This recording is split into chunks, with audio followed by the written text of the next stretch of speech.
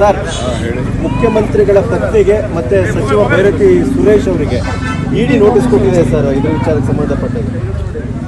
ನೋಡಿ, ಎಲ್ಲ ರಾಜಕೀಯ ಪ್ರೇರಿತ. ನನ್ನ ಪ್ರಕಾರ ನನ್ನ ಕೇಸು ಇದೇ ರೀತಿ ನಡೀತು. Two institutions can't do at A same time.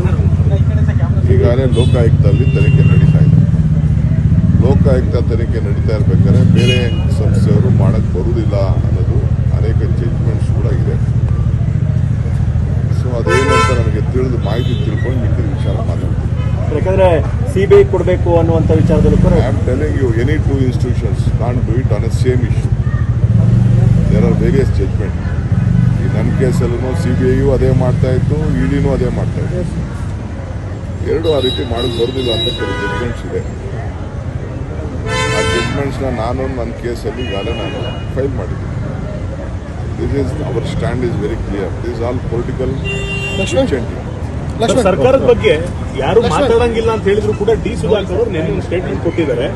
5 ವರ್ಷ ಜಮೀರ್ ಅಹಮದ್ ಖಾನ್ ಮಾತಾಡ್ತಾರೆ, 5 ವರ್ಷ ಮುಖ್ಯಮಂತ್ರಿ. ಯಾರು ಏನು ಮಾತಾಡಿಲ್ಲ ಬಿಡಿ, ಅವರೆಲ್ಲ ಯಾರು ಏನು ಮಾತಾಡಿಲ್ಲ. ಸರ್ಕಾರ ಸುಭದ್ರವಾಗಿರ್ತದೆ. ನಾವೆಲ್ಲ ಚೀಫ್ ಮಿನಿಸ್ಟರ್ ಕಡೆ ಕೆಲಸ ಮಾಡ್ತಾ ಇದ್ದೀವಿ. 5 ವರ್ಷದ ವಿಚಾರ ಮತ್ತೆ ಮಾತಾಡ್ತಾರೆ. ಸುಧಾಕರ್ ಅವರು ಜಮೀರ್ ಅವರು ಮಾತಾಡಿದ್ದಾರೆ.